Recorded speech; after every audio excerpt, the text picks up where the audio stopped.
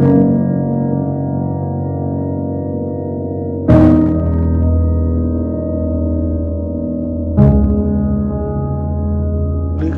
हमारे यहाँ दोष के रूप में नहीं गिना गया। मांगलिक एक ऐसी ज्योतिष की प्रक्रिया है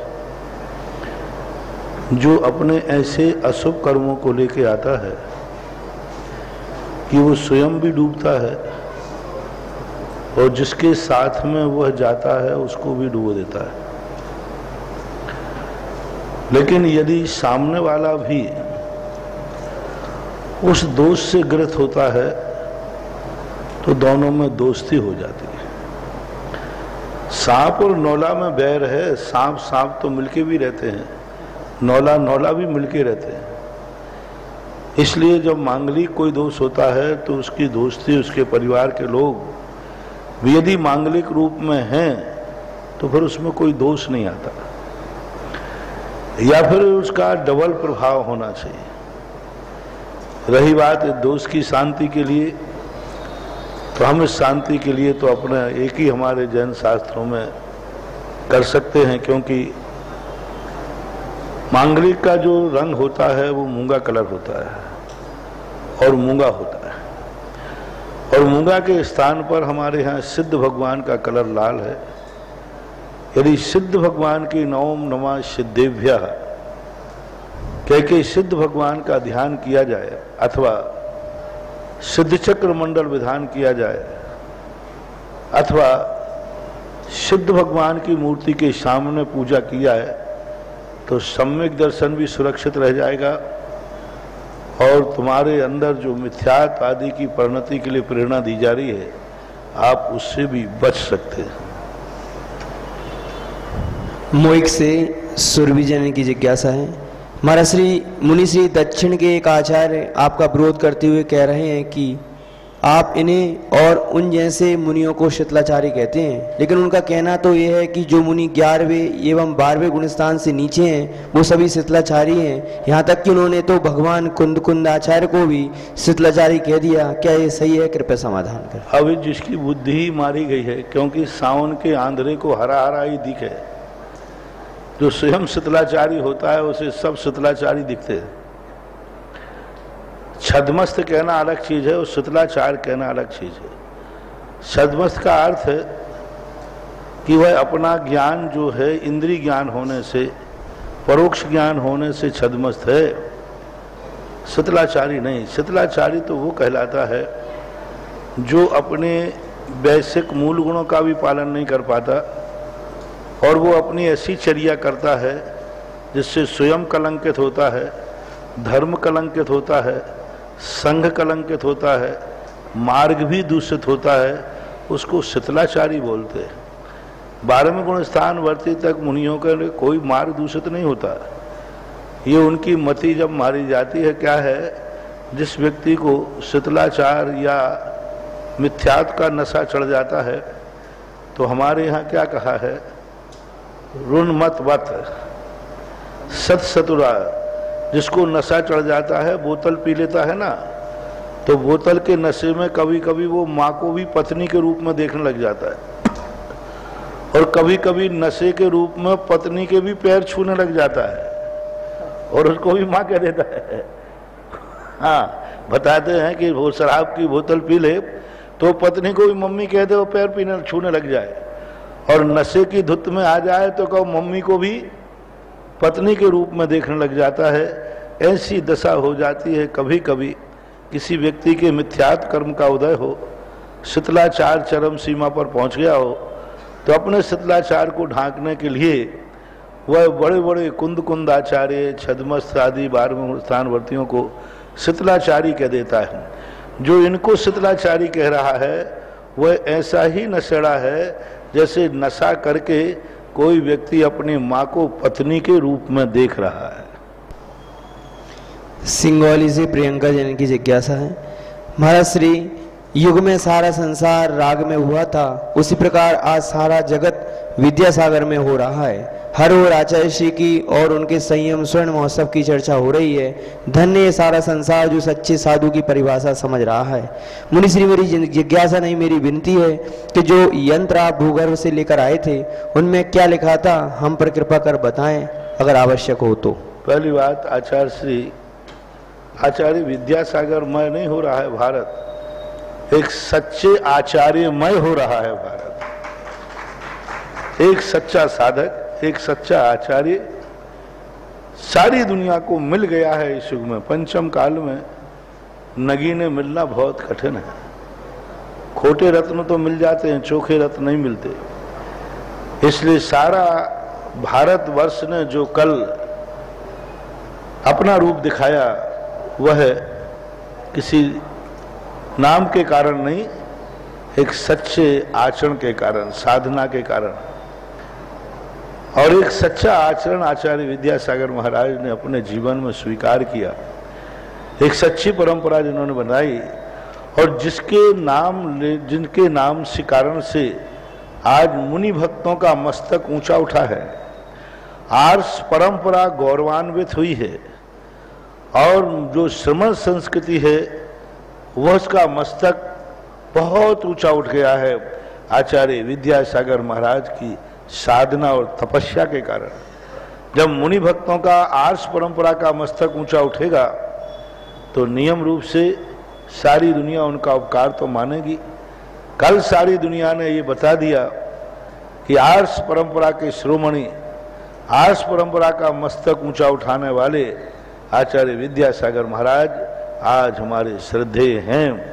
और कल सारे भारत में आज तक भूदो न भविष्यति, भविष्य का कह नहीं सकते, आज तक हमने ऐसा श्रद्धा, ऐसी आस्था कहीं नहीं सुनी। बहुत सारे समय समय पर सब होते आए, लेकिन कल जो आचार्य श्री की स्वर्ण जयंती पर सारे भारत ने अपनी श्रद्धा व्यक्त की, विनयाञ्जलि व्यक्त की, ये तो मुझे दिखता है कि सैकड़ों सालों के बाद पहली बार ऐसा एकता का शंखनाद हुआ है। और एक सारे भारत ने अपनी एक श्रद्धा एक आचार्य के प्रति बता करके उन्होंने ये दिखा दिया कि पंचम काल में भी हमें एक सच्चे गुरु की पहचान है। हम लोग आज भी पंचम काल में जौहरी हैं और हमें भी सच्चे गुरु का ज्ञान है कि हमारा सच्चा गुरु कैसा होना चाहिए। और इसमें हर व्यक्ति ने बहुत बड़ी बात, मैंने कहा था भट्टारक जी, चारू कीर्ति ने और आचार्य महाराज वर्धमान सागरी महाराज जी ने जो श्रवण बेलगोला में बैठकर जो कल आचार्य श्री का स्वर्ण संयम महोत्सव मनाया, उससे भारत का और गौरव बढ़ा है। और भट्टारक जी के यह एक आध भट्टारक को बहुत बहुत साधुवाद कि उन्होंने भारतवर्ष के एक सच्ची श्रमण संस्कृति के प्रति अपनी श्रद्धा अभिव्यक्ति की है। इससे आचार्य श्री का ही गौरव नहीं बढ़ा है, इससे चारू कीर्ति भट्टारक का गौरव बढ़ा है। जो कुछ भी अपन ने मनाया है इस सबसे आचार्य श्री का गौरव नहीं बना है, अपन सबका गौरव बना है कि एक सच्चे आचार्य की स्वर्ण दीक्षा जयंती मनाने का अवसर हमें मिला है। अपना ही गौरव बढ़ा है, अपना ही पुण्यवर्धन हुआ है, अपना ही सम्यक दर्शन पुष्ट हुआ है। जयपुर से आकृति जन की जिज्ञासा है। महाराज श्री, मैं मम्मी पापा की इकलौती बेटी हूँ और मेरे अलावा उनका कोई नहीं है और उन्होंने मेरे ऊपर बहुत उपकार किए हैं। कृपया मुझे बताएं कि मैं शादी के बाद उनकी सेवा कैसे कर सकती हूँ जिनसे मैं उनका उपकार चुका सकूँ। इनका पूछना है महाराज श्री कि मैं अपने मम्मी पापा की एक लौती बेटी हूँ और उनके अलावा मेरा कोई नहीं है और मेरे अलावा उनका भी कोई नहीं है, तो शादी के बाद मैं उनकी सेवा कैसे कर सकती हूँ? उनके मेरे बहुत उपकार हैं उनके ऊपर। आप अपने पति को कह रही कि वो घर जमाई हो जाए, अथवा अपने मम्मी पापा को साथ में ससुराल ले जाइए। ऐसे स्थान पर आप शादी करने के प्रयास कीजिए जहां आपका पति अपने सास ससुर की सेवा करने के लिए वचनबद्ध हो जाए। यही उपाय है इसका। संधारा से सम्यक जनन की जिज्ञासा है। मुनिश्री जी, आचार्य भगवान श्री विद्यासागर जी महाराज को जब भी हम स्वाध्याय करते हुए देखते हैं तो उनकी छवि सागर समान शांत और अड़िग दिखाई देती है। उनका ध्यान उच्चतम कोटि का होता है। और जगत पूज्य मुनिश्री, मेरी जिज्ञासा है कि आचार्य भगवान ने पूर्व में ऐसे कौन से कर्म किए होंगे कि उनका स्वाध्याय ऐसा सर्वोत्तम कोटि का होता है? कृपया समाधान करें। ज्ञान के प्रति इनकी जो पिपासा है कि मुझे सच्चा ज्ञान प्रकट हो और सच्चा तत्व मुझे मिले, इसकी खोज करने की ललक जिस आत्मा में होती है उसको अपने आप ऐसे निमित्त मिल जाते हैं। आचार्य महाराज की बचपन से ही एक बहुत बड़ी खोज थी कि उनको एक मंदिर में दीमक लगी हुई जैन सिद्धांत प्रवेश का मिल गई। उस दीमक लगी हुई पुस्तिका को बड़ी अच्छी तरह साफ करके उसमें परिभाषाएं लिखी थीं, तो उसको उन्होंने पढ़ना शुरू कर दिया। जिसकी पढ़ती हुई किताब को देख करके अंदाजा लगाया जा सकता है, कई लोगों को तो किताब दी जाए तो नहीं पढ़े और वे किताब खोज करके पढ़ रहे हैं, जो दीमक लग गई तो भी उसको पन्ने पन्ने जोड़ करके और उसके माध्यम से उन्होंने जैन सिद्धांत प्रवेश का याद की, कंठस्थ की। तो उनकी जो पिपासा होती है, जिस व्यक्ति की जिस कार्य में रुचि होगी उस कार्य में धीरे धीरे करके वो एक दिन उसे प्राप्त कर लेता है। कुराबर राजगढ़ से राकेश कुमार जैन की जिज्ञासा है।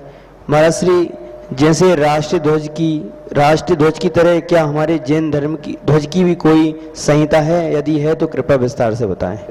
राष्ट्रीय ध्वज में जो विस्तार उनकी संहिता है कि राष्ट्रीय ध्वज, जैन ध्वज और राष्ट्र ध्वज में जिसकी कोई संहिता है क्या?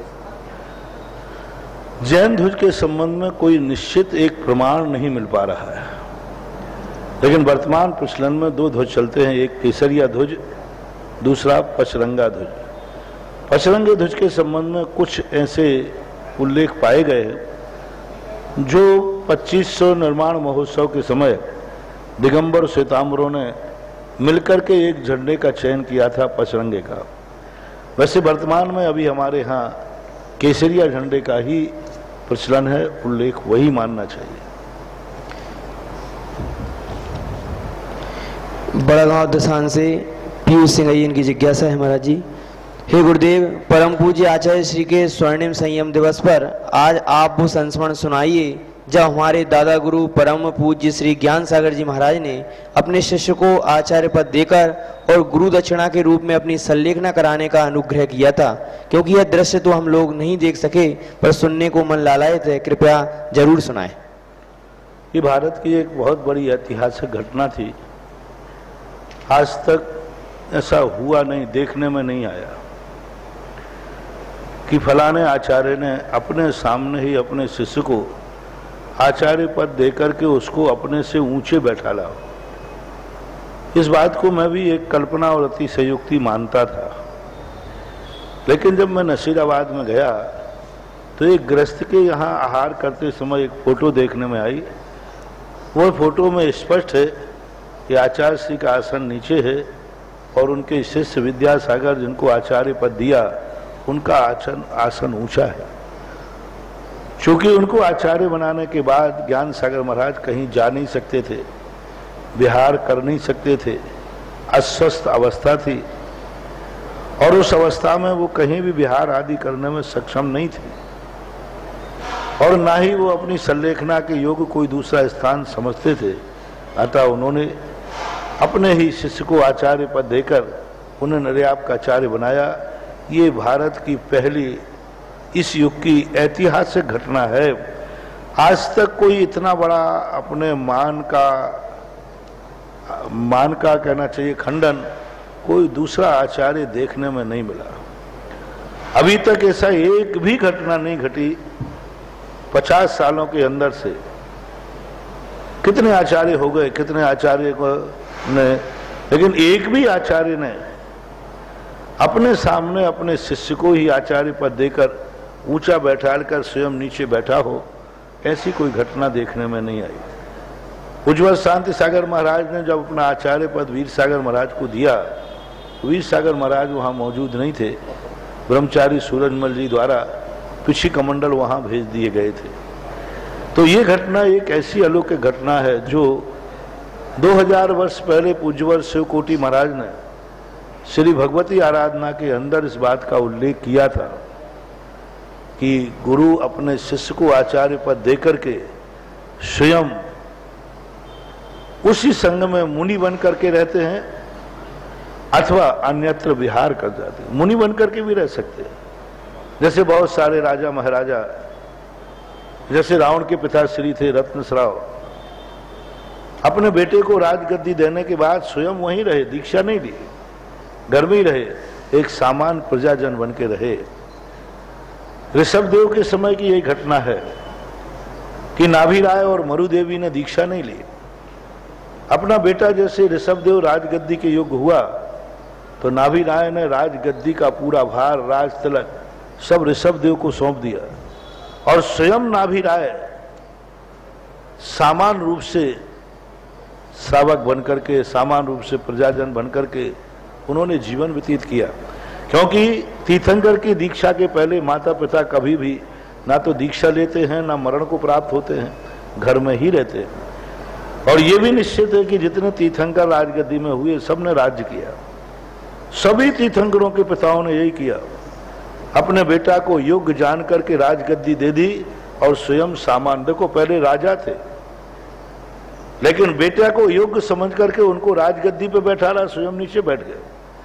क्योंकि जब राजा ऋषभदेव बने तो राज सिंहासन तो सदा ऊंचा रहेगा और नाभि राय का आसन नीचा ही रहेगा, भले वो पिताश्री हैं। लेकिन जब योग्यता सामने आ जाती है तो नीचा ऊंचे नहीं देखा जाता। जो सम्यक ज्ञानी जीव होते हैं वे अपनी उम्र का, अपने पिता का, अपने बेटे का इस मान अपमान में नहीं पड़ते। वो कहते कि नहीं, मेरा बेटा ज्ञानी है, वो उच्च पद के योग्य है, वो ऊंचा बैठेगा, मैं नीचे बैठूंगा। तो ऐसे सभी तीर्थंकरों के जीवन में घटित होता है कि माता पिता अपने जीते जी घर में रहते हुए अपने बेटे को राजा बनाकर स्वयं सामान्य रूप से रहते हैं। और यही परंपरा हमारे आचार्य पदों में है। यहाँ तक कहा गया भगवती आराधना में कि कोई गुरु यदि अभी समाधि का समय नहीं आया है लेकिन आचार्य पद में उन्होंने दीक्षा में कोई शिष्य उनसे भी ज्यादा ज्ञानी है, निपुण है, प्रभावकारी है, शक्तिशाली है, तो वो जो आचार्य परमेष्ठी गुरु हैं वो जान जाते हैं कि मेरे से ज्यादा अच्छा संचालन मेरा चेला कर सकता है, मेरे से ज्यादा साधना मेरे चेले की है, मेरे से ज्यादा ज्ञान मेरे चेले का है। तो गुरु अपना आचार्य पद चेले को दे करके उसी संग में मुनि बन करके रहते हैं। कितनी बड़ी बात, मुनि बन करके रहते। फिर वो जिसको आचार्य बनाते उससे प्रायश्चित लेते हैं दीक्षा लेने वाले गुरु, क्योंकि अभी संलेखना का समय आया नहीं। कितनी बड़ी परंपरा उन्होंने की, यानी आचार्य पद कोई किसी प्रकार की जीवन भर की थाती नहीं है, एक योग्यता का नाम है। जो योग्य हो जाए उसको बैठाल देते हैं, स्वयं नीचे आ जाते हैं। तो ये परंपराएं आचार्य ज्ञान सागर महाराज के जीवन में घटित हुई, जो एक आगम की बात को सत्य करने में एक बहुत बड़ा उन्होंने स्वर्णांकित कार्य किया है। अकलेरा राजस्थान से विवर्ष जैन की जिज्ञासा है। मुनि श्री सांगानेर के भव्य महोत्सव के में कई पाखंडी लोगों ने आपके ऊपर उंगली उठाई, कई झूठी खबरें फैलाई, फिर भगवान विद्यासागर जी महाराज के इस चेले के मस्तक पर एक भी शिकन नहीं आई और तेज बढ़ता गया और इन लोगों को झूठ भी पूरी दुनिया के सामने आ गया। महाराज श्री, आप में ऐसा साहस कहाँ से आता है? कृपया समाधान कर। अब इन लोगों की चर्चा क्या करूं मैंने कल सब कुछ बता दिया कि चिंता मत करो, सत्य सत्य ही होता है, असत्य के दिन ज्यादा नहीं होते। असत्य को तो नीचा देखना ही पड़ता है। सारे विघ्न डालने के बाद कोई विघ्न नहीं कर पाए, यही उनके ऊपर तमाचा है। यही अब भी यदि वो अपने आप को सुधर जाते हैं, संभाल लेते हैं तो कोई बात नहीं, नरक तो जाना ही पड़ेगा, लेकिन 7वें नरक से पहला नरक हो जाएगा। जबलपुर से दिनेश जैन की जिज्ञासा है। महाराज श्री, जितना अच्छा व्यवहार हम दूसरों से करते हैं उतना अच्छा व्यवहार हम परिवारजनों से चाह कर भी नहीं कर पाते हैं। जबकि परिजनों से अच्छे से पेश आएं तो घर स्वर्ग बन जाए। गुरु ऐसा कैसे संभव हो सकता है कि घर स्वर्ग बने? कृपया समाधान करें। मैं अभी प्रवचन में वही प्राय किसी ना किसी दिन पारिवारिक अध्यात्म से जोड़कर परिवार का समाधान बताता हूँ। आज मैंने एक निमित्त उपादान को लेकर तुम्हारे परिवार को पूरा संभालने का प्रयास किया। यदि आज का प्रवचन तुम्हारी जिंदगी में उतर जाए तो इससे अच्छी सफलता का कोई सूत्र नहीं हो सकता, इससे अच्छा मंत्र कोई नहीं हो सकता। और यही तुम्हारी सफलता के आज मैंने प्रातःकाल का जो प्रवचन दिया उसमें आपको अध्यात्म शक्ति से और सांसारिक शक्ति को जोड़कर बताया कि आप अपने जीवन में खुशहाली कैसे ला सकते हैं। हम दूसरों से जितना अच्छा व्यवहार चाहते हैं उतना अच्छा व्यवहार हम दूसरों से नहीं करते। धर्म में भी यही होता है।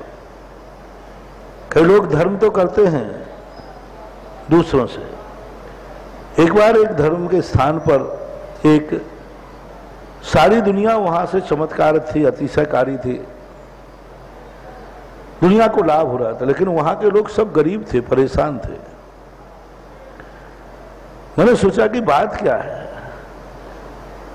यहाँ के मंदिर से जो कुछ चाहे सब कुछ मांगते, सब कुछ मिल जाता है, लेकिन वहाँ के लोगों के परिणाम अच्छे क्यों, उनके लोगों की समृद्धि क्यों नहीं? जब मैंने परीक्षा की तो वहाँ के लोगों के परिणाम इतने निकृष्ट थे कि वे मंदिर को कुछ नहीं देना चाहते, मंदिर को ही लूटना चाहते। उनके प्रति, उनके मंदिरों के प्रति अच्छे भाव नहीं होते, मंदिरों के प्रति उनकी अच्छी भाव धारणा नहीं होती। कभी थोड़ा सा भी उनको मंदिर के प्रति समर्पण भाव करना पड़े तो मुश्किल हो जाती है। दूसरों के लिए तो कहेंगे अरे उसको ऐसा करना चाहिए, जब स्वयं की बारी आ जाए। एक स्थान की घटना है कि एक व्यक्ति, बाजू में एक मकान था, उसको लेना था, वो मकान नहीं दे रहा था तो बड़ी बुराई की। उन्हें चलो वो नहीं दे रहा, नापते नापते 1 फीट की जगह चाहिए थी और अब 1 फुट की जगह मांगी तो ये जो दूसरे की बुराई कर रहा था वो कहता मैं तो 1 इंच नहीं दूंगा। यानी दूसरे के लिए व्यक्ति सब चाहता है कि हर व्यक्ति धर्मात्मा बने, स्वयं नहीं। इसलिए मंदिर आदि जो हैं क्यों तुम लोगों को नहीं फल पाते? मैंने उस गांव में कहा कि आप लोग क्यों नहीं फल रहे? क्योंकि आपका बाबा के प्रति, मंदिर के प्रति समर्पण ही नहीं है। कुछ आप भगवान के प्रति त्याग ही नहीं कर सकते। बाहर वाले लोग देखो किस प्रकार का त्याग कर रहे हैं, करोड़ों करोड़ों मुद्राएं फेंक करके जा रहे हैं, दान दे के जा रहे हैं, और स्वयं की बारी आए तो बड़ी विपरीत स्थिति बन जाती है। तो ऐसी स्थिति में फिर हमारे लिए नेगेटिव प्रभाव पड़ता है। एक बार सम्मेद शिखर की घटना थी।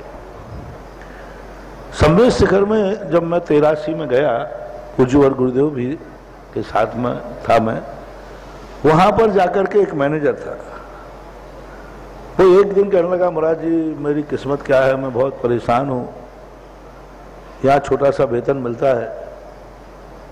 मैंने कि भाई तुम बहुत भाग्यवान हो, सम्मेद शिखर जी में तुम्हें मैनेजर की पोस्ट मिली। सम्मेद शिखर को तो लोग वंदना करने के लिए तरसते हैं, हर साल आते हैं। तुम कितनी बार वंदना करते हो? साल भर में कम से कम 2-5 बार तो वंदना कर ही लेते होगे, 2-4 बार तो करते होगे, साल में 1 बार तो करते होगे। वो कहना महाराज जी नहीं करता। मैंने क्यों? बोले मैंने 13 साल यहाँ आए हुए बस 1 बार वंदना की है, जब से किया ही नहीं। मैंने क्या बात करते हो आप? जो बाहर से लोग हर साल करने का नियम लिए हैं, साल में 2 बार करने का नियम लिए हैं, और सम्मेद शिखर के लिए इतने लोग आते, तुम सम्मेद शिखर के मैनेजर होकर के 13 साल के अंदर 1 बार वंदना को गए। बोले महाराज मेरे भाव ही नहीं होते। मैंने कि जाओ, तुम दुनिया में कहीं भी तुम्हें सिद्धि नहीं मिल सकती, कभी तुम्हारी सुख समृद्धि नहीं बढ़ सकती, क्योंकि तुम सम्मेद शिखर के प्रति ऐसा भाव रखते हो। सारी दुनिया दान देने को तैयार है, जिंदगी दान देने को तैयार है, लेकिन आप देखना जो मंदिर से संबंधित लोग होते हैं वे उस मंदिर के प्रति कोई अच्छा भाव नहीं रखते, वो मंदिर के प्रति समर्पण भाव नहीं रखते। यदि उनसे कहा जाए कि तुम्हारी ये वस्तु मंदिर को चाहिए है, तो वो मंदिर की वस्तु ले जाए, लेकिन मंदिर की वस्तु देने का भाव नहीं करे, इसलिए नहीं फलता है। और बाहर वालों को इसलिए फल जाता है कि वे मंदिर के लिए प्राण देने को तैयार हैं, अपनी जायदाद देने को तैयार हैं, सब कुछ देने को तैयार है। इसलिए महानुभाव, कई लोग कहते हैं महाराज, जो अतिशय क्षेत्र होते हैं, आप कहते हो, सारी दुनिया भी कहती है, सारी दुनिया में लाभ होता है, लेकिन जहां वो अतिशय क्षेत्र होता है वहां के लोगों को फलीभूत क्यों नहीं होता? वहां के लोग फलते फूलते क्यों नहीं है? वहां के लोग समृद्ध क्यों नहीं होते? और सारी दुनिया हो रही है वहां आकर के, सारी दुनिया समृद्ध हो जाती है, पर वहां के लोग कुछ नहीं। अंतर में टटोलो, उनके परिणाम अच्छे नहीं होते, उनके परिणामों में बहुत कुछ श्रद्धा में कमी होती है। उनके हाथी के दांत दिखाने के अलग हैं और खाने के अलग होते हैं, इसलिए जाकर के वो परेशानी पड़ते रहते हैं। वो उस मंदिर के प्रति ऐसा भाव नहीं करते कि हे भगवान, तेरे लिए यदि मेरे प्राणों की जरूरत पड़ेगी तो मैं प्राण भी दे दूंगा। ऐसा संकल्प इन अच्छे तीर्थ क्षेत्रों, अच्छे मंदिरों के आसपास रहने वाले लोगों में नहीं होता। मैंने प्रैक्टिकल किया है, मैंने देखा है। इसलिए सारी दुनिया तो यहां से अतिशय लूटती है, लेकिन वहां रहने, पानी में मीन प्यासी वो सुन आवे हासी। जितने श्रद्धा से लोग उस तीर्थ क्षेत्र पर आते हैं, यदि उस पर रहने वाले लोगों की भी श्रद्धा उतनी ही समर्पण हो जाए, क्या बात कर रहे लोग, ऐसा समर्पण आज सांगानेर बाबा के प्रति, ऐसा समर्पण। तुम लोग कहते हो कि धन है इसलिए लोग दान देते हैं। महाराज जी, हम लोगों के पास धन नहीं है इसलिए दान नहीं दे पाते, झूठ है। एक बार क्लिंटन से, अमेरिका के राष्ट्रपति से, जब वो यहां आया तो उन्होंने कहा कि यहाँ की सड़कें बहुत गंदी हैं, हमारे अमेरिका की सड़कें देखो कितनी अच्छी है। तो एक व्यक्ति ने खड़े होकर कहा, सर आपके पास पैसा है इसलिए अच्छी सड़कें हैं, हमारा देश गरीब है। उसने कितने जोर से कहा, गलत है ये तुम्हारा सोच, हमारे पास पैसा है इसलिए हम अमीर नहीं हैं, हमारी सड़कें अच्छी नहीं हैं, हमारी सड़कें अच्छी हैं इसलिए हम अमीर हैं। और उसने कितना बड़ा गजब का एक, दिल्ली से लेकर कलकत्ता का उसने पूरा एक रोड का उसने पूरा कैलकुलेट निकाल दिया। बोले दिल्ली से कलकत्ता जाने में एक व्यक्ति को मान ली 12 घंटे लगते हैं, और सड़क खराब होने से 24 घंटे लगते हैं। एक व्यक्ति के 12 घंटे की कीमत कितनी है? एक व्यक्ति, और फिर गाड़ी जो मिटी, गाड़ी जो रिपेयरिंग हुई, गाड़ी डैमेज हुई, उसका खर्च कितना, एक उतना, फिर सब चीजें उसने गिनाया। एक दिन का दिल्ली से कलकत्ता जाने वाले रोड खराब होने से उसने करोड़ों रुपए का बजट दे दिया कि रोड खराब होने से एक दिन में इतने करोड़ रुपए का नुकसान है। 12 घंटे में जाते हैं जो, वो 24 घंटे में पहुंच रहे हैं। अब 24 घंटे का उसने जो नुकसान गिनाया करोड़ों में आया एक दिन का। एक साल के नुकसान से क्या, 6 महीने के नुकसान से इतनी अच्छी सड़क बन सकती है कि उससे करोड़ों रुपया कमाया जा सकता है। इसलिए वहां के लोग, उसने बहुत अच्छी बात कही कि अमीर है इसलिए सड़क अच्छी नहीं है, सड़क अच्छी है इसलिए। ये मत सोचना कभी कि जो पैसे वाले हैं इसलिए दान देते हैं, नहीं, दान देते हैं इसलिए पैसे वाले। लोगों को, गरीबों को एक ही बहाना होता, महाराज मेरे पास कुछ है ही नहीं, इनके पास पैसा है सो दान दे रहे। अरे मूर्ख, वो आज जो दान दे रहे हैं उनके पास पैसा आया कहां से? कल उन्होंने दान दिया था तो आज पैसा आया। पैसा है इसलिए दान का भाव नहीं है, दान दिया था इसलिए पैसा आया है। इसलिए दान देने, धर्म करने वालों से लोग कहते महाराज हम क्या करें, हमारे पास पैसा नहीं है। पैसा कुछ नहीं है, तुम्हारे भाव ही नहीं होते हैं, तुम्हारे दान देने के परिणाम ही नहीं बनते हैं। तुम बाबा की पूजा पाठ भी करते हो तो मात अधिकार जताने के लिए, दादागिरी के लिए, मेरा मंदिर, मेरे सांगानेर का मंदिर। उस व्यक्ति से मैंने पूछा उस तीर्थ क्षेत्रों पे, अरे महाराज मेरी कमेटी का मंदिर। बस इस अधिकार के लिए तुम लड़ते हो। यदि तुम्हें कुछ देने लेने की बात आ जाए तो काय का बाबा, काय का महाराज और काय का भगवान, सब बेकार की बातें हैं। ना महाराज भला है ना भगवान भला है, सबसे बड़ा रुपया भला है। वो कहते हैं ना, बहन भली ना बाप बड़ा ना भैया, सबसे भला रुपया। बस ना तो भगवान से मतलब ना महाराज से। जहां मौका पड़ता है लोग भगवान से भी कमाना नहीं छोड़ते, भगवान को भी ठगना नहीं छोड़ते, भगवान से भी जितना ज्यादा चूस सको चूसो। हाँ, मैंने ऐसे ऐसे जैनियों को देखा कि वो यदि उनको कमाने का मौका मिले तो भगवान से भी कमाई करने को नहीं चुके। एक स्थान पर एक कमाई माल होता है ना, मंदिरों को माल चाहिए पड़ता है, तो उनका रिश्तेदार कोई कमेटी में पदाधिकारी था, उसने सारा माल वहां से लिया और उसने इतनी कमाई की। बाद में मैंने कहा भैया तूने भगवान से ही कमा लिया। बोले महाराज जब कमाने का मौका मिल रहा है तो छोड़ूं क्यों। यानी मंदिर की द्रव्य जा रही है जैनी की दुकान से, लेकिन जैनी मंदिर की द्रव्य में भी ये नहीं सोचता है कि दुनिया से मैं कमा लूंगा, मंदिर की द्रव्य जाएगी तो मैं 1 रुपया भी नहीं कमाऊंगा, जितने में आया है उतने में ही दे दूंगा। क्या फर्क पड़ता है, 100 ग्राहक और आएंगे उनसे डबल कमा लूंगा, लेकिन भगवान से तो नहीं कमाऊंगा। भगवान के यहाँ जो माल जाएगा मंदिर में, उसमें मैं नियम ले लूं। मैं तो कहता हूं सारे भारत के लोगों, जिनके यहाँ जो जो व्यापार है वो एक ही नियम ले लें कि मंदिर के लिए मेरी दुकान से जो सामान जाएगा उसमें मैं प्रॉफिट नहीं कमाऊंगा। बस, घाटा भी नहीं कह रहा हूं, घाटे में नहीं कह रहा हूं, घाटे में दे दो। आपका माल जितने में पड़ा है उतने में ही तुमने दे दिया तो गारंटी है वो मंदिर तुम्हारे लिए सिद्धि का कारण बन जाएगा। लेकिन कोई नहीं छोड़ता मंदिर में से कमाई करने में। मैंने बड़े बड़े जैनियों के बिल देख लिए, दूसरी जाति वाले के यहां से लाओ तो वो 2 रुपया कम कर देगा, लेकिन जैनी की दुकान से आएगा वो 2 रुपया ज्यादा दे के जाएगा, क्योंकि मंदिर जा रहा है और मंदिर में बिल पास करने वाले अपने ब्याई जी तो हैं।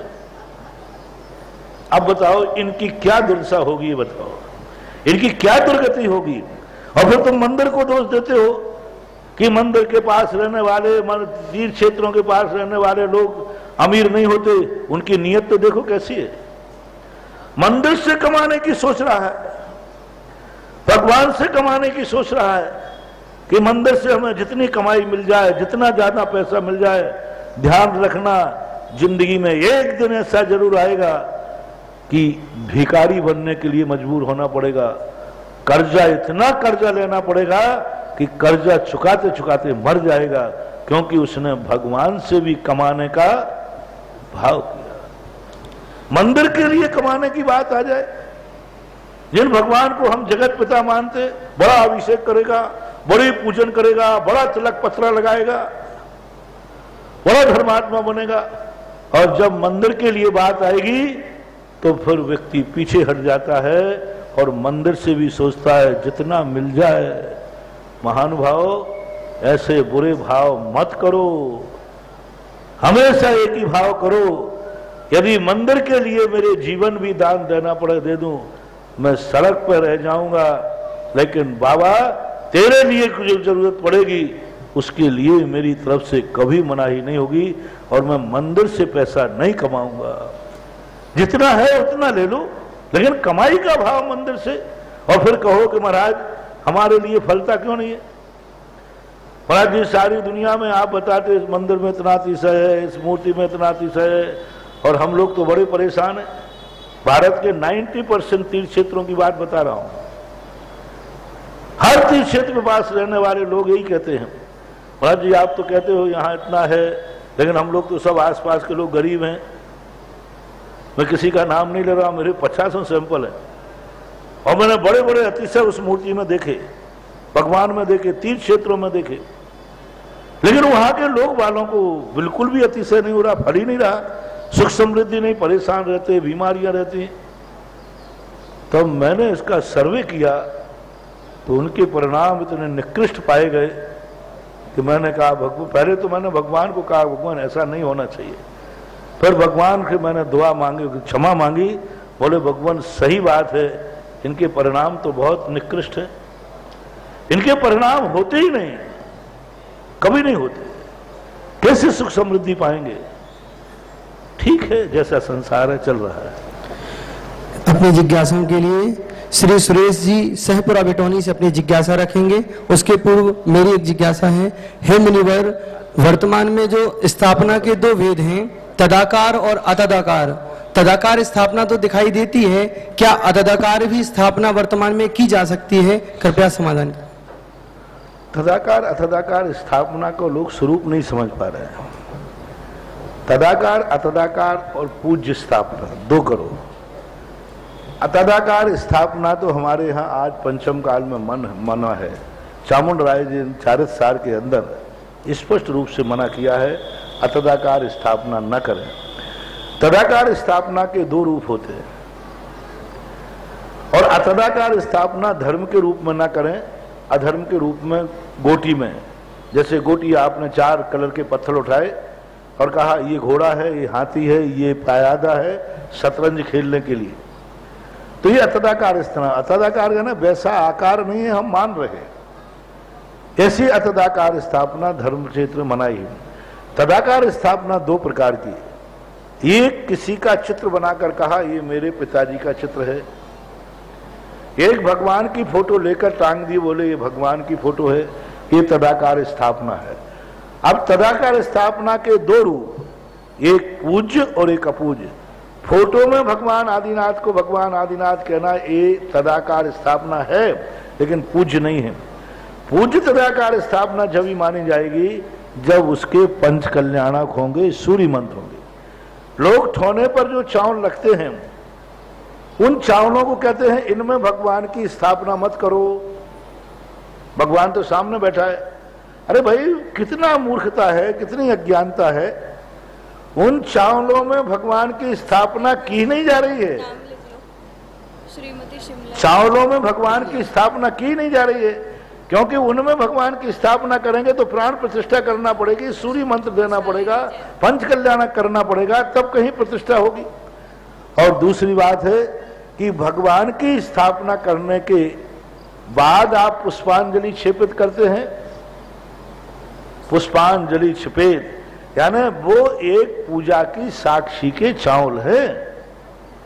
और अत्रो अत्रो तिष्ठो तिष्ठो ठाठा सन्निधि करना कहना ये व्यवहार है। भगवान सामने बैठे हैं फिर भी हम अपनी तरफ से उनको कहते हैं आइए साहब, बैठिए साहब, पास बैठिए, तो ये व्यवहार है। तो पूज्य स्थापना अलग है, पूज्य स्थापना बिना पंच कल्याण के कभी संभव है ही नहीं। और अपूज्य स्थापना कैलेंडर भी तदाकार स्थापना में आएगा ऐसा। सुरेश जी अपनी सहपुरा से जिज्ञासा रखेंगे, उसके बाद सरोज जी बोहरा तैयार हैं। इसलिए यहाँ ये ध्यान रखना पड़ेगा, सामने वाले भगवान भी बैठे हों तो भी आपको स्थापना तो करना ही है। बिना स्थापना के कभी पूजा होती ही नहीं है। शाब्काचारों में स्पष्ट उल्लेख किया कि माधव नाम का एक शाब्काचार कोई करके है, उसमें उन्होंने 5 विधाएं, स्थापना, अष्टद्रव्य से और विसर्जन, ऐसे 4-5 भेद करके उनमें स्थापना दिया है। पंचकर पूरी प्रतिष्ठा पाठों में जितने प्रतिष्ठा पाठ हैं बिना स्थापना के कोई पूजा ही नहीं बताई। बस इतना जानना, चावलों में भगवान की स्थापना नहीं है, वो पूजा के संकल्प के चावल हैं। मुनि श्री को सहपुरा की ओर से नमस्ते। आज हम लोगों ने महाराज जी 14 माह हो गए शांति विधान करते हुए यह प्रतिज्ञा ली थी कि जब तक भगवान की मूर्ति सहपुरा नगर में न आए तब तक नहीं शांति विधान करते रहेंगे इसको। और जब तक हम लोग सोच रहे हैं जब तक बढ़ा लें कि महाराज जी जब तक मंदिर का निर्माण न हो जाए, आपकी क्या? आप तो जब तक बढ़ा लो जब तक भगवान के मंदिर का कलशारोहण नहीं हो जाए। करते रहो, उससे कोई नुकसान नहीं, फायदा ही है। सरोज जी बोरा अपनी जिज्ञासा रखेंगे, उसके बाद डॉक्टर संजय जैन इंदौर से अपनी जिज्ञासा के लिए तैयार हैं। पूज्य गुरुवर के चरणों में नमोस्तु। गुरुवर आचार्य धरसेन स्वामी ने जब जिनवाणी का उनका ज्ञान आगम का विस्मृत होने लगा तो आचार्य भूतपली और पुष्पदंत को बुलवाया मुनि सम्मेलन में से। मेरी जिज्ञासा ये है गुरुवर, क्या उनके संग में कोई ऐसे ज्ञानी मुनि नहीं थे या फिर वो एकल विहारी थे कि उनको दूसरे संग से मुनि को बुलवाना पड़ा? समझता है कि उनके जीवन का अंत समय आ रहा था और वो ध्यान साधना में रत थे। उनके संग में और भी साधु थे, इसका कोई इतिहास देखने में नहीं आया, कोई शास्त्रों में देखने में नहीं आया। वे जंगलों में रहते थे। एकल विहार रहने का कोई आगम में निषेध नहीं है। कंडीशन लगाई है कि यदि इस प्रकार का साधु है तो मेरा दुश्मन भी है तो अकेला विहार नहीं करे। छठाला में इस पर लिखा है, मुनि साथ में व एक विचने चहे नहीं भव सुख का दाम। है ना, छठाला तो अभी का है।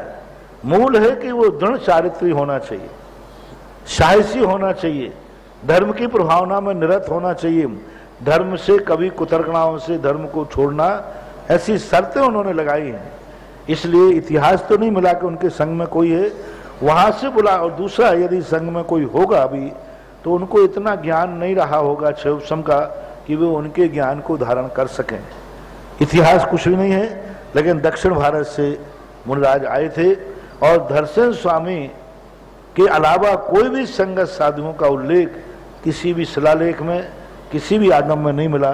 इससे सिद्ध होता है कि वो अकेले रहे होंगे और वो किसी नगर में तो थे नहीं, वो तो जंगल की गुफाओं में बैठे हुए थे। तो जंगलों में अकेले विहार मुनिराज रहते थे। आज समाज के बीच में जब रहते हैं तो फिर एकल विहार नहीं होना चाहिए, क्योंकि समाज से संपर्क होता है और संपर्क आने में मुनि को एकल विहारी होना कठिन हो जाता है। ठीक है, संजय जी अपनी जिज्ञासा रखें, उसके बाद मैं निवेदन करूंगा सुरेश जी कासलीवाल। संत शिरोमणि आचार्य श्रेष्ठ विद्यासागर जी महाराज के चरणों में अपनी भावना और अपना संपूर्ण अर्घ समर्पित करते हुए पूज्य गुरुदेव सुधा सागर जी महाराज से अपनी एक जिज्ञासा पूछने का प्रयास कर रहा हूं। गुरुदेव, पूरे भारतवर्ष में आपका नाम एक महान तपस्वी, जिज्ञासाओं का समाधान करने के लिए साधु श्रेष्ठ के रूप में जाना जाता है। गुरुदेव, वास्तु के रूप में आप एक बहुत बड़े विद्वान और वास्तु समाधान के लिए आपको इस सृष्टि पर जाना जाता है। गुरुदेव, मेरी जिज्ञासा है कि टी पर जो मकान होते हैं उसके लिए वास्तुविद कहते हैं कि वह मकान रहने योग्य नहीं होते हैं। क्या गुरुदेव यह वास्तविकता में सत्य है? मैं वही बात बोल सकता हूं जिसमें अहिंसा का समर्थन होता है, जिसमें इस प्रकार की बात आती है हमारे साधुओं के लिए, वह हे उपाधि कुछ भी बोलना ठीक नहीं होता, दोष वादे चमोन्यम। नमस्ते भगवान। इसके बाद में निवेदन करूंगा संजय जी शास्त्री। नमस्ते महाराज जी। नमस्ते महाराज जी। बड़े आयोजनों में प्रशासनिक कार्यों आदि के कारण कार्यकर्ता अगर पूजा आदि करने में नहीं कर पाता है तो उसे कार्य ही पूजा है समझकर मान लेना चाहिए अथवा गुरु से प्रायश्चित लेना चाहिए। देखो, पूजा छूट जाए तो छूट जाए, लेकिन कार्य करने में क्लेश नहीं होना चाहिए। राग द्वेष क्लेश आदि भाव हो तो पूजा भी छूट गई और कार्य भी छूट गए। कार्य करने में अवभाग्य आना चाहिए, एक ऐसा आनंद आना चाहिए कि मैंने यह कार्य कर रहा हूं। फिर भी पूजा छूटने का दोष तो माना जाएगा। यदि उस स्थान पर आपने गुरु की पूजा कर ली है तो भी चल जाएगा, लेकिन पूरी ही छूट गई है तो दोष तो माना जाएगा, लेकिन उसमें महान दोष इसलिए नहीं बनेगा क्योंकि आप धर्म का ही कार्य कर रहे थे। तो अल्प प्रायश्चित उसका ले लेना चाहिए। अल्प प्रायश्चित का अर्थ है पश्चाताप कर लिया, उसका अर्थ है कुछ रस का त्याग कर दिया।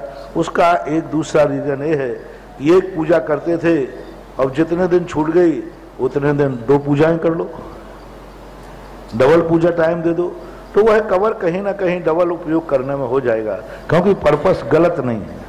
महाराज। पंडित सतीश जी शास्त्री अपनी जिज्ञासा रखें, उसके बाद प्रमोद जी सौगानी मालवी नगर तैयार रहें। हे ध्यान ध्याता देह की पर्याय गुरुवर, आपके चरणों में बारंबार नमस्तु। गुरुवर, जिज्ञासा है कि अभी जो यक्ष रक्षित जिनालय निकाले गए उनमें यंत्र जी भी निकाले गए और आपके प्रवचन के माध्यम से हम सभी को ज्ञात हुआ था कि उसमें कुछ प्रशस्तियां भी मिलेंगी या कुछ और रहस्य, तो क्या ऐसे कोई रहस्य या प्रशस्ति मिली? देखा गया प्राचीन तो हैं, लेकिन उनकी प्रशस्तियां इतनी घिस चुकी हैं कि वो पढ़ने में नहीं आ रहे। कुछ पढ़ने में जो आए हैं उनमें कोई खास इतिहास नहीं मिला, उसमें यंत्रों की ही परिभाषाएं लिखी, ये कौन सा यंत्र है, इस यंत्र के कौन से बीजाक्षर हैं, वो तो पढ़ने में आए, कोई प्रशस्ति आदि ऐसी देखने में नहीं आई।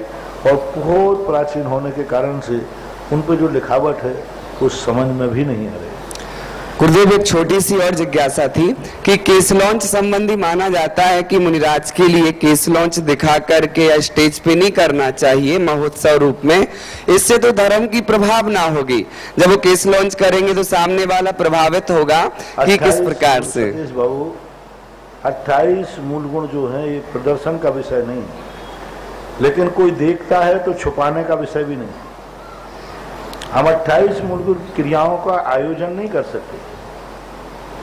हम पीछे लगाएं तो सबको दिखा के लगाएं, लेकिन हम छुपा भी नहीं सकते। मंच से करें? मंच से क्यों, प्रदर्शन क्यों?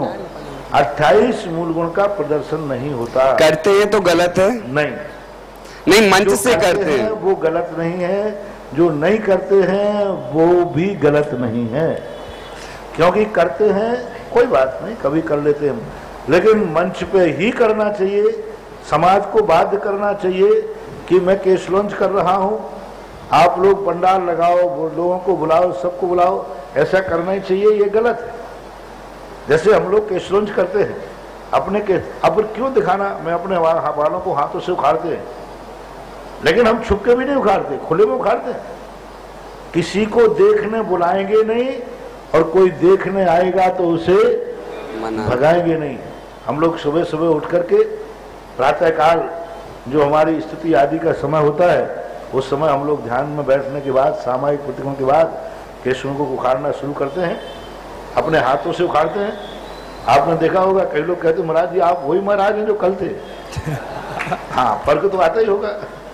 अब मैं तो कुछ कह नहीं सकता कितना फर्क आया हो, क्योंकि मैं तो दर्पण देखता नहीं और दर्पण देखकर केस लॉन्च करता नहीं हूँ। ऐसा नहीं कि दर्पण सामने रखते हो फिर करते हो।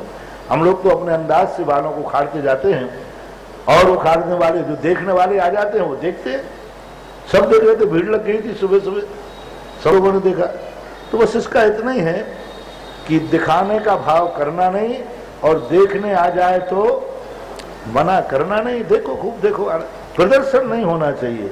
मूल गुण हैं, इनका प्रदर्शन नहीं। लेकिन कुचित कदाचित स्टेज आदि पर कोई करते हैं तो मैं उनका बुरा नहीं कहूँगा, निषेध नहीं करूँगा, क्योंकि चाहे स्टेज पे करो चाहे कमरे में करो, बस भाव प्रदर्शन का नहीं होना चाहिए। उपवास का ये जरूरी नियम है, करना चाहिए। नियम से मूलाचार में स्पष्ट आया है कि केस लॉन्च के दिन उपवास अनिवार्य है।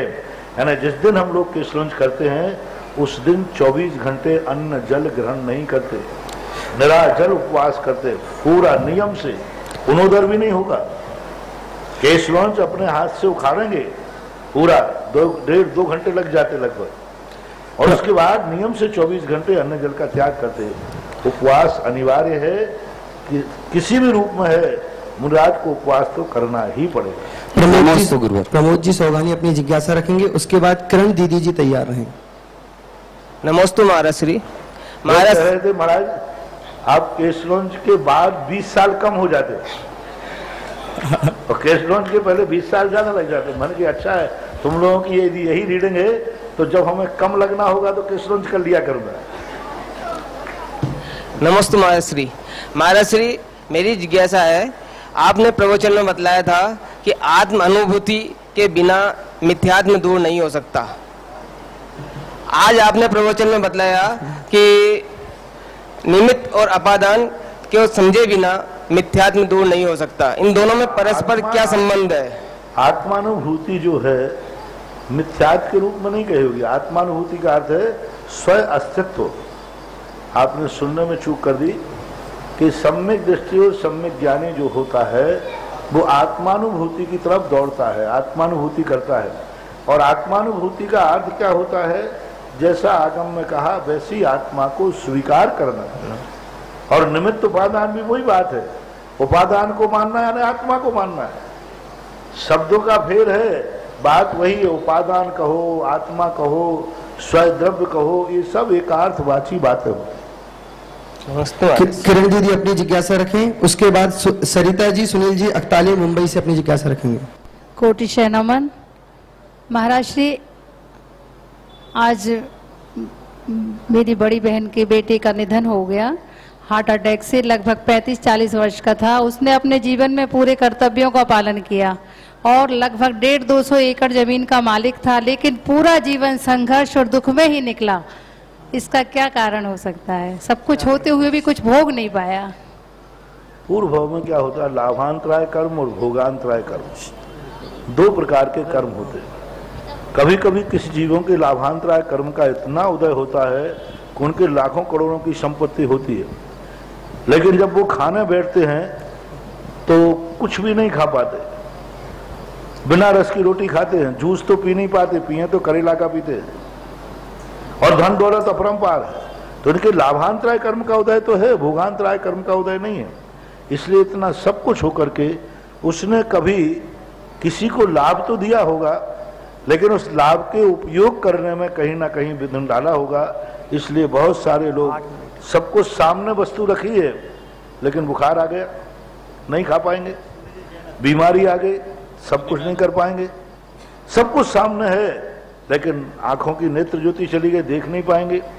तो भोगांतराय जो कर्म होता है, इस कर्म के कारण से जीव वस्तु को उपयोग नहीं कर पाता, सुखी नहीं हो पाता। जी आशीर्वाद दीजिए, उनका परिवार, उनको संबल मिले, शांति मिले और उनके भोगांतराय कर्म का क्षयोपशम हो, ये आशीर्वाद है। सुनील जी नानक मुंबई से, इसके बाद राजेंद्र जी खुरई से तैयार हैं।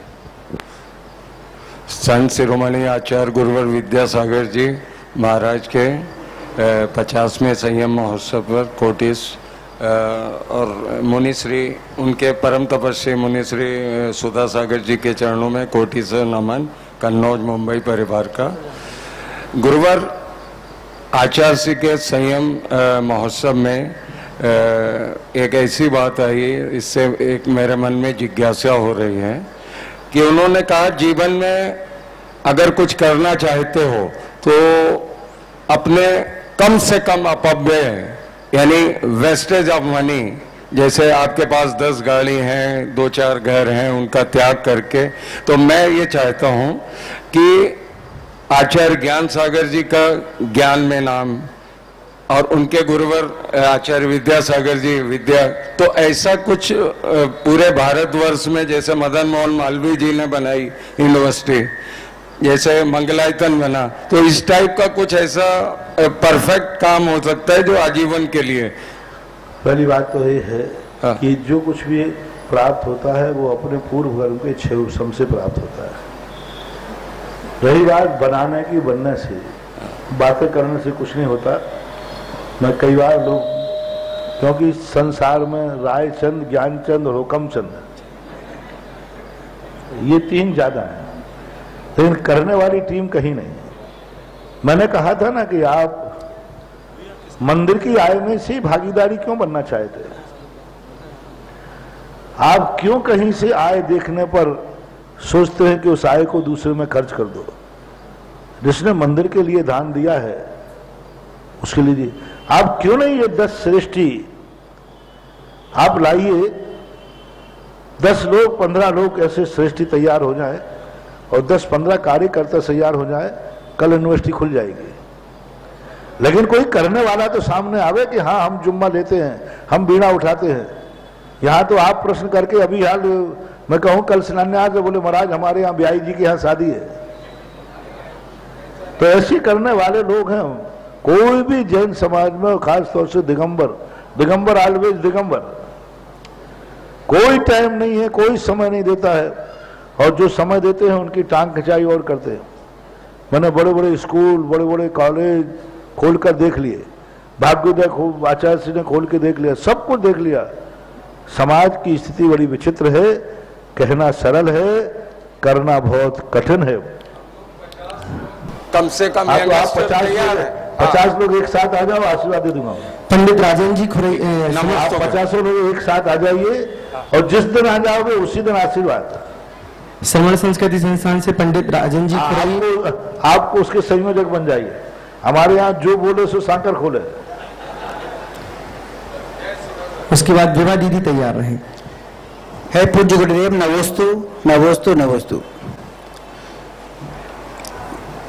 ये अक्षर अक्षित जिनबिंब देखकर कितने ही भव्य आत्मा को सम्यक दर्शन की प्राप्ति हुई होगी, कितने ही भव्य आत्माओं ने अपने विशुद्धि को बढ़ाया हुआ।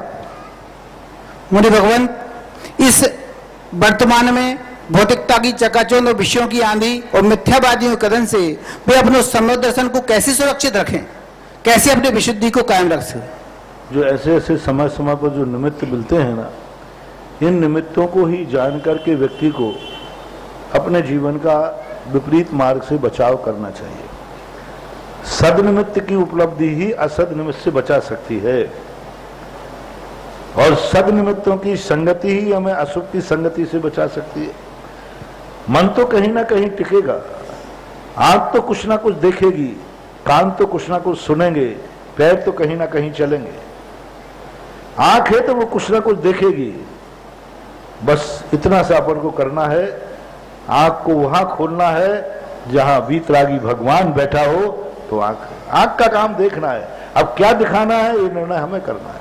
कान तो सुनेंगे, अब इसी समय ना जाने लोग क्या क्या सुन रहे होंगे, ना जाने कितने लोग क्या क्या सुन रहे होंगे, और आपके कान साधु की वाणी सुन रहे हैं। तो ये निर्णय जो सत्संगति निमित्त की, अच्छे निमित्तों की तरफ दृष्टि जाना और उनसे अपने उपादान को संभालना, यही कुशलता ही व्यक्ति के लिए सम्यक दर्शन की सुरक्षा में कारण बन सकता है। विभा दीदी तैयार हैं। इसके बाद अंतिम प्रश्न विनय जी शास्त्री। परम अध्यात्म योगी गुरुवर को मेरा कोटि सा नमोस्तु, मेरे परिवार का नमोस्तु। महर्षि, एक पाषाण की प्रतिमा को जब सूर्य मंत्र दिया जाता है तो पूजनीय हो जाती है, और वही पाषाण की प्रतिमा को यदि सूर्य मंत्र नहीं दिया गया और निरंतर 100 वर्ष तक उनका दर्शन करने मात्र से क्या पूजनीय हो जाती है? नहीं, उसकी एक उम्र होती है, वो अनायास की घटना है। ऐसा नहीं कि हम प्रतिष्ठा कराए बिना पूजा के लिए रख दें और लोग अपने आप पूजेंगे तो अपने आप पूजनी हो जाएगी, वो कभी पूजनी नहीं होगी।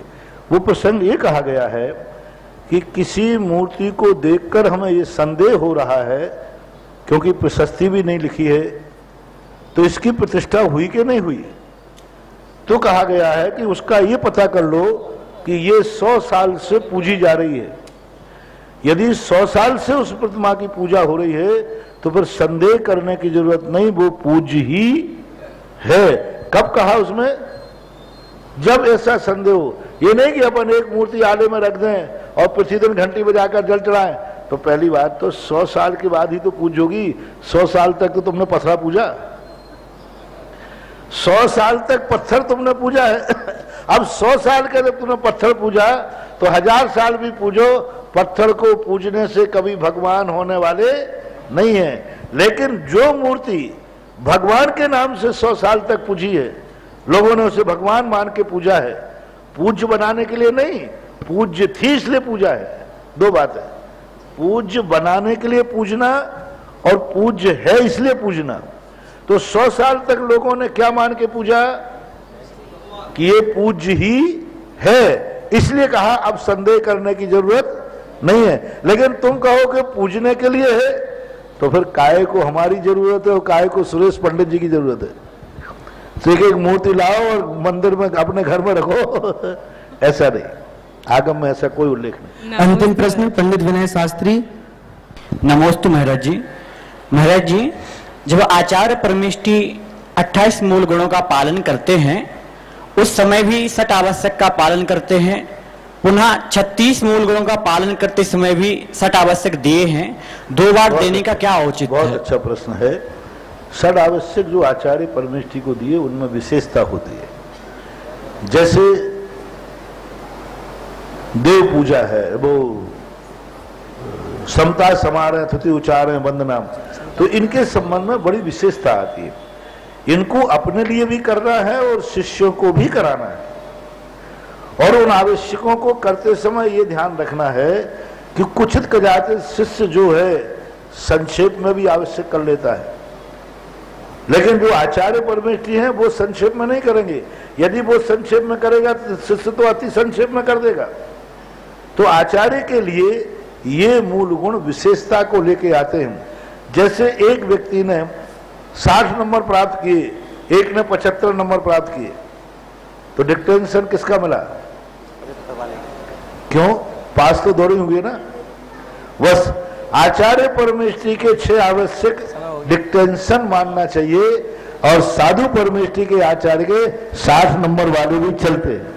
पास दोनों हैं, लेकिन उनके पासिंग मार्क नहीं चलेंगे, उनको डिक्टेंशन चाहिए, यानी उनके आवश्यक विशेषता को लेकर होते हैं। जैसे हमारे आचार्य महाराज, हम लोग स्वयंभू स्तोत्र 24 घंटे में 1 बार पढ़ते हैं और हमारे आचार्य महाराज 3 बार पढ़ते हैं स्वयंभू स्तोत्र, स्तुति 3 बार स्वयंभू स्तोत्र पढ़ते हैं। तो वो डिक्टेंशन है उनका, उनकी एक विशेषता होती है। नमोस्तु जिनवाणी के ज्ञान सुजलो कालो सोवाणी मस्तक धरू सदा दे